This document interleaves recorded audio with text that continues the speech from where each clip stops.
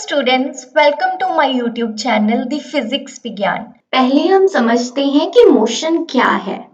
Motion is when an object changes its position with respect to time.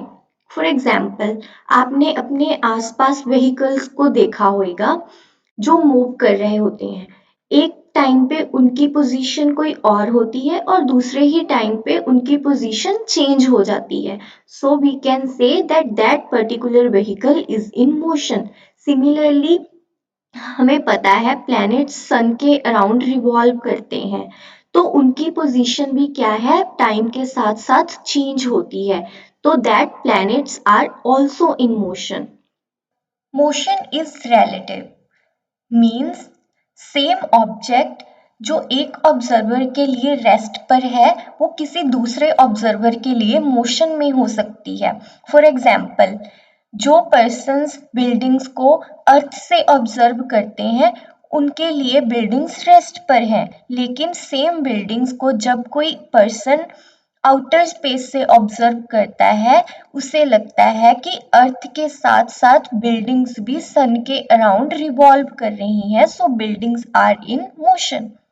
Similarly, ये passengers जो train में बैठे हैं एक दूसरे के विद रिस्पेक्ट ये रेस्ट पर हैं, लेकिन इनको जब कोई बाहर से पर्सन देखेगा उसके लिए ये सारे पैसेंजर्स ट्रेन के साथ साथ मोशन में हैं।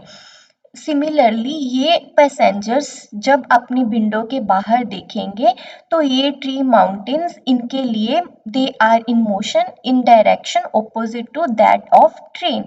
So we can say motion is not absolute, it is always relative. सो किसी भी ऑब्जेक्ट के मोशन को पोजीशन को स्पेसिफाई करने के लिए हमें एक रेफरेंस फ्रेम चाहिए होता है जिसकी ओरिजिन को हम रेफरेंस पॉइंट बोलते हैं। से मुझे इस पिक्चर से इन वर्ड्स की पोजीशन को स्पेसिफाई करना है। Can I do it? No, but इस पिक्चर में I can say that these birds are flying to the left of this tree. So here ये वाला ट्री मेरे लिए एक रेफरेंस पॉइंट का काम कर रहा है। सिमिलरली, इस विलेज में मुझे इस लड़के के घर की पोजीशन को स्पेसिफाई करना है, तो मैं क्या कर सकती हूँ, मैं इस स्कूल को रेफरेंस पॉइंट लेके बोल सकती हूँ कि इसका घर स्कूल के राइट हैंड साइड पे है। So in this example that school is a reference point. I hope you understand the concept of reference frame and reference point. आगे हमारे पास है types of motion. First is motion in a straight path.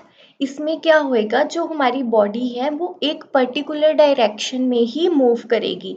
जैसे कि यहाँ पर examples given है। First is during military parade. Military parade में क्या होता है, हमारे सोल्जर्स एक ही डायरेक्शन में मूव करते हैं, राइट। सो ये क्या है, वन डायमेंशनल मोशन है, एक स्ट्रेट पाथ के अलोंग मोशन है। सिमिलरली, जब कोई बॉडी फ्री फॉल करती है तो वो वर्टिकली डाउनवर्ड डायरेक्शन में नीचे गिरती है। ये भी क्या है, हमारे पास motion in a straight path. Next हमारे पास है सर्कुलर मोशन। सर्कुलर मोशन में क्या होता है, बॉडी जो कि एक सर्कुलर ट्रैक में मूव कर रही है उसका डिस्टेंस एक पर्टिकुलर पॉइंट से हमेशा कांस्टेंट रहता है और उस पर्टिकुलर पॉइंट को हम उस सर्कुलर पाथ का सेंटर बोलते हैं। इसमें यहाँ पे और भी एग्जांपल्स दी गई हैं, लेकिन सबसे इजीएस्ट आपके लिए है फैन की example. Next is periodic motion. Periodic motion में क्या होता है, बॉडी अपना मोशन जो है एक पर्टिकुलर इंटरवल ऑफ टाइम के बाद दोबारा रिपीट करती है। इसमें ही हमारे पास ऑसिलेटरी मोशन भी आता है। ऑसिलेटरी मोशन में क्या होता है कि बॉडी का जो मोशन है एक मीन पोजीशन के अबाउट टू एंड फ्रो होता है, जो कि एक इंटरवल के बाद रिपीट करता है। For example, this swing, this pendulum. Also यहाँ पे हमारे पास प्लैनेट्स का भी मोशन है जो कि पीरियोडिक है। हाउ, हमें पता है कि अर्थ अपना एक रोटेशन सन के अबाउट 365 डेज में कंप्लीट करती है। एक रेवोल्यूशन कंप्लीट होने के बाद वो दोबारा सेम ऑर्बिट में मूव करती है, मीन्स उसका मोशन रिपीट हो रहा है। So that is the example of a periodic motion. Distance and displacement, हम इन दोनों के बीच में डिफरेंस को समझेंगे। पहले हमारे पास है डिस्टेंस। डिस्टेंस क्या होता है? Total path covered by a body from its initial position to final position. Means body अपने मोशन के दौरान जो पूरा डिस्टेंस कवर करती है, जो पूरा पाथ कवर करती है, हम उसको उसका डिस्टेंस बोलते हैं। जैसे कि ये बाइक पे पर्सन अपने घर से निकला, इसने फैक्ट्री को जाना है, तो इसको इस रोड के अलोंग ये सारा डिस्टेंस कवर करना पड़ेगा। तो इस रोड की जो लेंथ होएगी from his home to this factory is distance, that is 200 metre in this case. लेकिन डिस्प्लेसमेंट क्या है? It is the shortest distance between the initial and the final position of the object. Also displacement हमेशा हम एक straight path में लेते हैं। जैसे कि यहाँ पे ये 120 मीटर है, सो दिस इज द डिस्प्लेसमेंट। इसको और समझने के लिए हम ये भी देखेंगे कि जो डिस्टेंस है वो एक स्केलर क्वांटिटी है। इसका क्या मतलब? कि डिस्टेंस का हमेशा मैग्नीट्यूड होता है, उसकी कोई डायरेक्शन नहीं होती। जैसे कि इस रोड के अलोंग कभी तो ये पर्सन इस डायरेक्शन में मूव करेगा, कभी यहाँ सर्कुलर में आ गया, कभी फिर इसकी डायरेक्शन और चेंज होगी। मीन्स उसकी डायरेक्शन चेंज हो रही है, लेकिन हमें उससे कोई मतलब नहीं है। हमने पूरा उसका पाथ लेंथ जो उसने कवर की उसे ही कंसीडर करना है डिस्टेंस के लिए। लेकिन जब हम डिस्प्लेसमेंट को स्टडी करते हैं तो यहाँ पे magnitude as well as direction दोनों आते हैं, क्योंकि डिस्प्लेसमेंट वेक्टर क्वांटिटी है। तो यहाँ पे this north east direction that is 120 metre is displacement. इसको और समझने के लिए ये सर्कुलर पाथ वाला एग्जांपल देखिए। ये कार ने ए पॉइंट से स्टार्ट करा और ये पूरा ये वाला पाथ कवर करके दोबारा हमारे पास ए पॉइंट पे ही आ गई। इस केस में इसका डिस्टेंस तो होएगा ये पूरा सर्कुलर पाथ जो उसने कवर करा उसकी length, that is circumference of this circular track. लेकिन डिस्प्लेसमेंट यहाँ पे क्या होएगी? बॉडी की इनिशियल पोजीशन भी यही है और फाइनल पोजीशन भी यही है। और डिस्प्लेसमेंट क्या होता है हमारे पास? Shortest distance between initial and the final position. वो तो यहाँ पे जीरो हो गया ना। तो डिस्टेंस हमारे पास है यहाँ पे जो कि सर्कमफ्रेंस है इस सर्कुलर ट्रैक का, लेकिन डिस्प्लेसमेंट इस केस में हमारे पास जीरो है। तो आपने ये भी ध्यान में रखना है कि जो डिस्टेंस है वो डिस्प्लेसमेंट से जा तो इक्वल होएगा या उससे ग्रेटर होएगा। डिस्टेंस एंड डिस्प्लेसमेंट दोनों की ही एसआई यूनिट हमारे पास है मीटर। अगर मैं एक साइकिल और एक ट्रेन को कंपेयर करूं तो साइकिल पे एक पर्टिकुलर डिस्टेंस को कवर करने के लिए मुझे ट्रेन से ज़्यादा टाइम लगेगा। तो I can say that train is faster than cycle और cycle is slow than train. So एक ऑब्जेक्ट दूसरी ऑब्जेक्ट से कितनी स्लो है या कितनी फास्ट है, इसको हम रेट ऑफ मोशन बोलते हैं।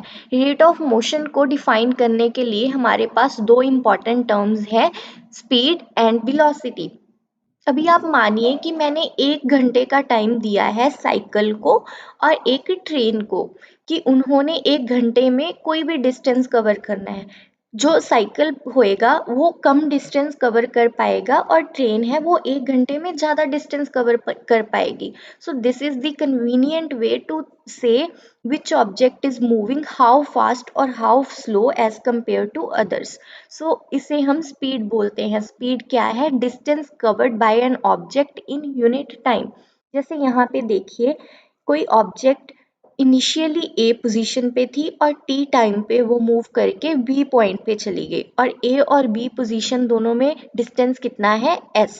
सो बॉडी ने टी टाइम में एस डिस्टेंस कवर किया है, तो उसकी स्पीड हमें क्या मिली? S upon T. स्पीड की हमारे पास एसआई यूनिट है मीटर पर सेकंड, और अदर यूनिट्स क्या हो सकती हैं? सेंटीमीटर पर सेकंड और किलोमीटर पर आवर।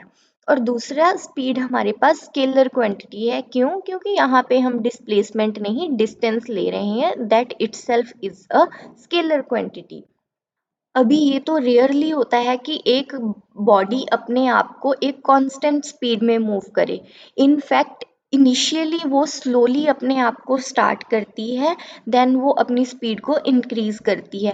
और अगर बाय चांस उसको रास्ते में क्राउडेड रोड मिले या कोई ट्रैफिक लाइट मिले तो उसको अगेन स्लो डाउन होना पड़ता है।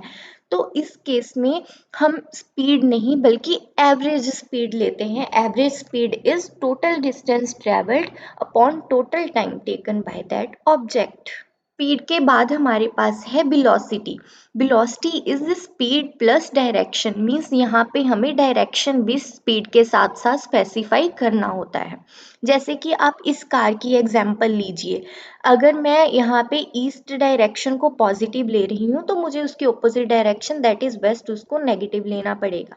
That are sign conventions. और अगर ये कार ईस्ट की ओर 25 मीटर पर सेकंड की स्पीड से मूव कर रही है और सेम कार अगर सेम स्पीड से वेस्ट की ओर भी मूव करेगी तो स्पीड पर कोई फर्क नहीं पड़ेगा, मैं I will still say that it is moving with 25 metre per second speed. लेकिन जब मैं वेलोसिटी की बात करूंगी तो मुझे स्पेसिफाई करना पड़ेगा उसकी डायरेक्शन को। फॉर एग्जांपल ईस्ट की तरफ जब वो मूव करेगी तो मैं बोलूंगी प्लस 25 मीटर पर सेकंड, और that car is moving with the velocity of 25 meter per second toward east. Here I am specifying the direction.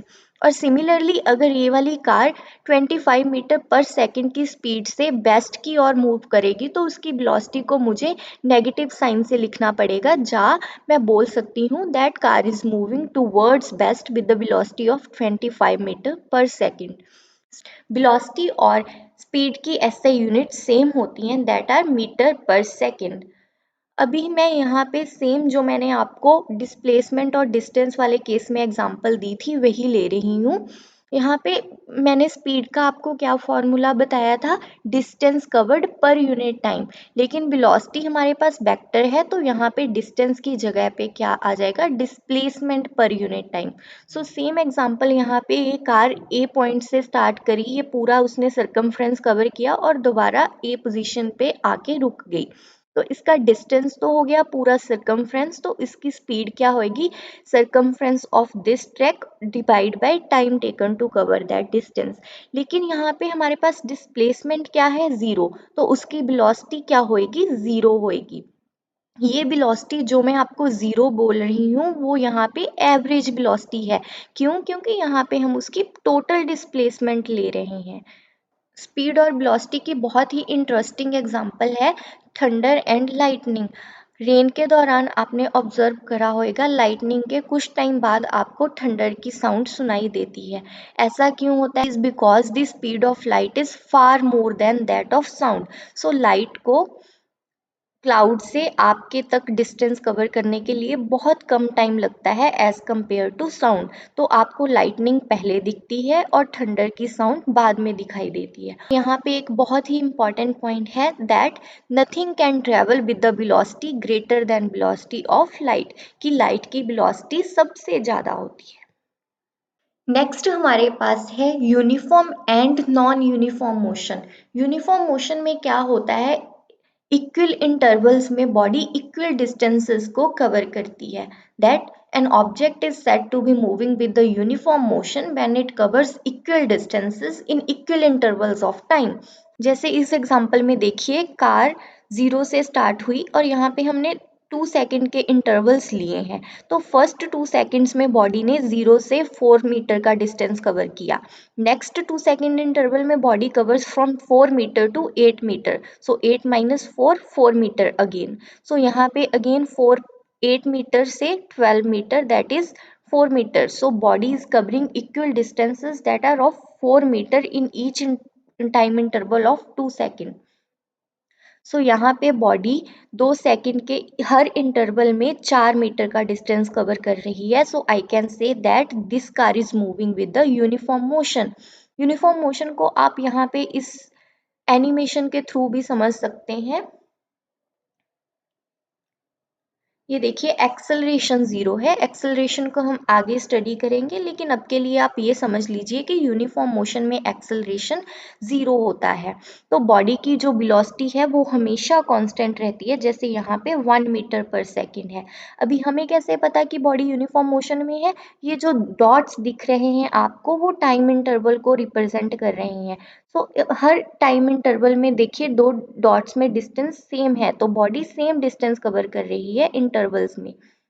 Next, जब हम वेलोसिटी को इंक्रीज करेंगे, say I am increasing velocity to 2 metre per second. So यहाँ पे देखिए body जो दो dots में डिस्टेंस है वो इंक्रीज हो गया, मीन्स बॉडी की वेलोसिटी इंक्रीज हुई है।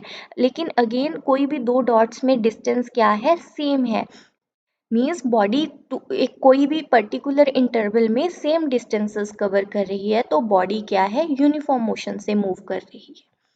नेक्स्ट हमारे पास है नॉन यूनिफॉर्म मोशन। जैसे मैंने आपको एवरेज स्पीड वाले केस में बताया था कि ऐसा रेयरली होता है कि बॉडी एक कांस्टेंट स्पीड या कांस्टेंट वेलोसिटी से मूव करे। कोई भी क्राउडेड रोड आ गया या ट्रैफिक सिग्नल हो गया रेड, तो बॉडी को क्या है, रुकना पड़ सकता है या स्लो डाउन होना पड़ सकता है। तो generally body non uniform motion में ही मूव करती है। Non uniform motion is when body covers unequal distances in equal intervals of time। Same जैसे यहाँ पे इस कार को लीजिए, अगेन हमने यहाँ पे 2 सेकंड के ही इंटरवल्स लिए हैं, लेकिन यहाँ पे पहले इंटरवल में बॉडी 0 से 1 मीटर मीन्स 1 मीटर कवर किया उसने, नेक्स्ट 2 सेकंड में 10 - 1 दैट इज 9 मीटर कवर किया, और तीसरे 2 सेकंड के इंटरवल में बॉडी ने 25 - 10 दैट इज 15 मीटर कवर किया। तो body 1 metre, 9 metre, 15 metre that is equal distances नहीं कवर कर रही है, तो that motion is known as non uniform motion.